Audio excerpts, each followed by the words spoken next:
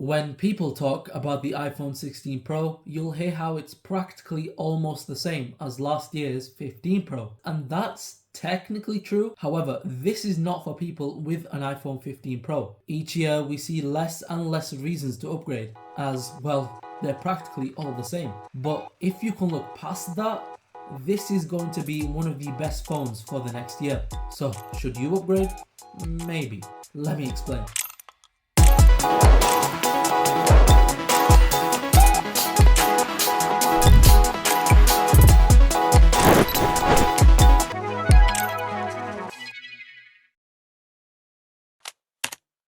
So, design. Nothing has really changed. It's that same squared off sides, triple camera setup we're all used to seeing by now, with no real difference with the 16 Pro.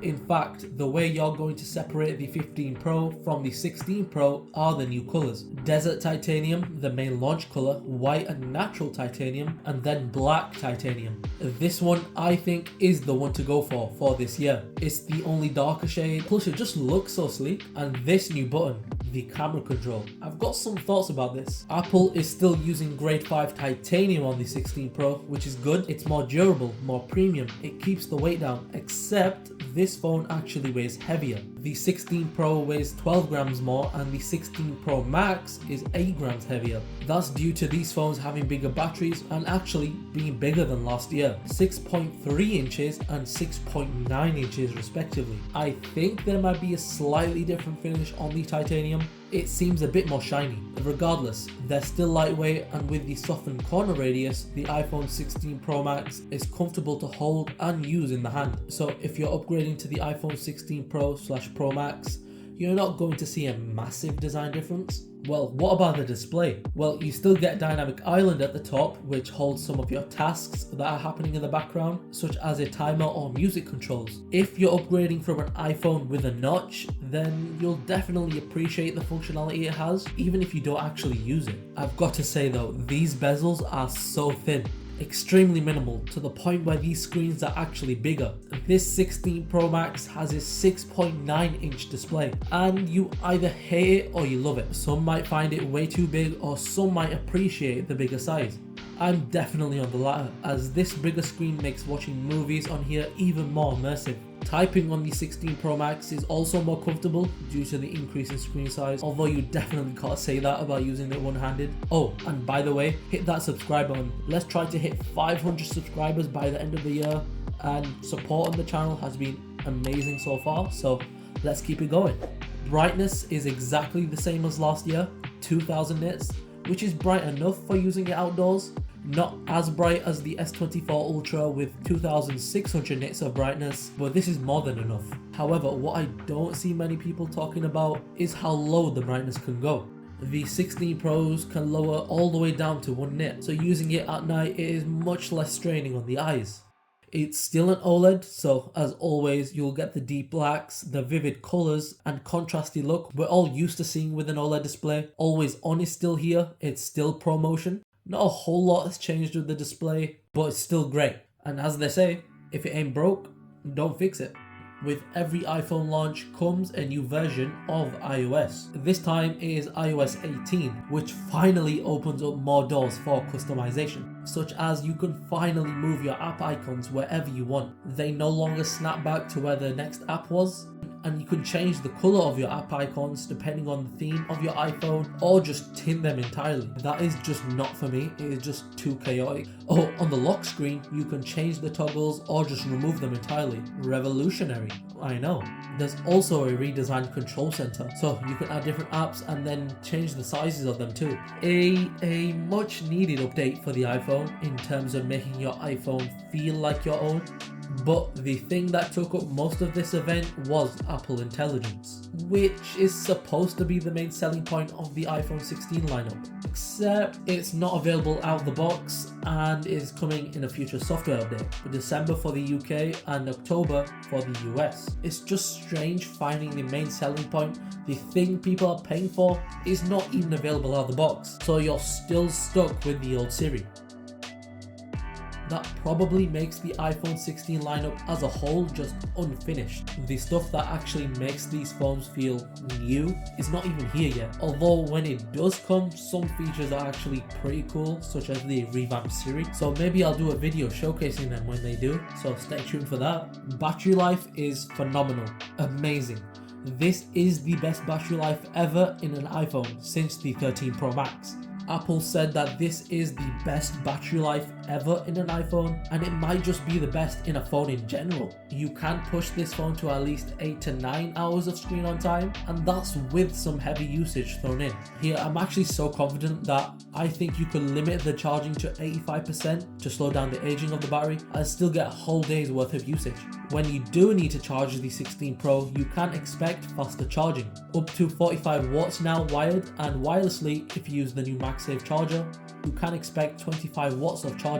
A much needed upgrade from the 25 watts wired and 15 watts wireless from the 15 Pros. Cameras, we've got new cameras with the 16 Pro, the 48 megapixel main with a much bigger sensor, 5x telephoto, and finally a 48 megapixel ultra wide. The 48 megapixel main sensor gives out some of the best pictures from a phone. They're detailed and you can't go wrong with the signature iPhone look they have. However, if you don't like that and want to mix it up a little, then the new photographic styles are for you.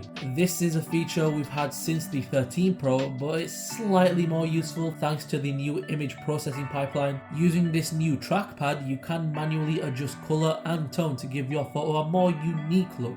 These are not filters, they directly impact the image and adjust depending on the scenario. Apple finally upgraded the ultrawide to 48 megapixels and the pictures do look pretty good, especially when you shoot in modes such as Pro RAW. Detail is improved, but you're only gonna really notice it during the day. In lower light, not so much. Of course, with the ultrawide you can take macro shots and they are slightly better. You're not gonna really notice that. Still, it's more than enough for getting up close to things. The 5x telephoto is nice too, as both the Pro Max and the Pro get it this year. They look solid, even if it's the same as last year's 15 Pro Max. Low light photography in general is just mostly the same. Apple didn't mention any noticeable upgrades from the 15 Pro, so you're not going to really find a difference in low light scenarios. Surprisingly, shutter speed has been dramatically improved. It's never been a glaring issue on an iPhone, but this definitely takes shots faster than ever before.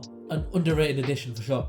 In terms of video, you can record at 4K 120 and it is some of the best 4K 120 you can get. What's even better is that you can go back and change the frame rate whenever you want, so you can slow down the footage, although this does take a lot of space. But perhaps a new way to use these cameras are with this new button, the camera control, and it's interesting to say the least. First off, it is an actual button that you press to open the camera and press again to take a picture. Holding it begins video recording, and a double light press brings up this pop-up menu where you can scroll between the different modes. So you can change the tone, exposure, zoom, essentially giving you the control to how you want your photo to look. I do like how intuitive scrolling on the camera control is. The animations are clean, it's not slow. A positive is, as this is a dedicated camera button, I guess you can free up the action button to do something else. But the main problem has to be with the positioning, and you can tell it's intended for landscape use. In portrait, it's just so awkward and it feels like you're going to drop the thing. Not what you want to do to a $1,200 phone. There was actually a rumor that this could be a Touch ID button, and Apple's just software locked it for now, but I don't think that's the case. The button is just too low for it to actually make sense. If you want my honest opinion, I think it's actually useful, especially in landscape, as my finger is already there and I do see myself using it sometimes. New iPhone means better performance. This time, the 16 Pro and 16 Pro Max have the A18 Pro chip based on a 3nm process. The bump in performance won't actually be noticed. Just when you really push this chip, you'll notice the slightly more headroom it has. RAM is the same, you get 8GB of RAM, and a lot of this performance and RAM will be needed for the Apple Intelligence features that are again coming soon. So the answer: should you upgrade to the iPhone 16 Pro? Yeah, you should.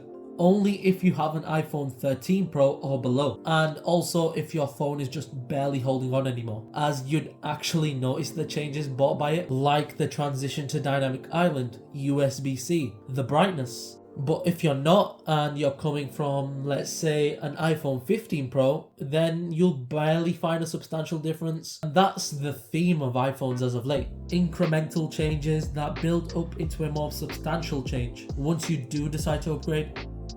Keep in mind, the iPhone 15 Pro users are still getting all of the Apple Intelligence features mentioned at the event. And that's also the selling point of the iPhone 16 lineup, even if it's not even shipping out of the box. However, the bigger screen, better cameras, and overall the more reliable performance makes this one of the best iPhones and phones in general that you can buy for the next year.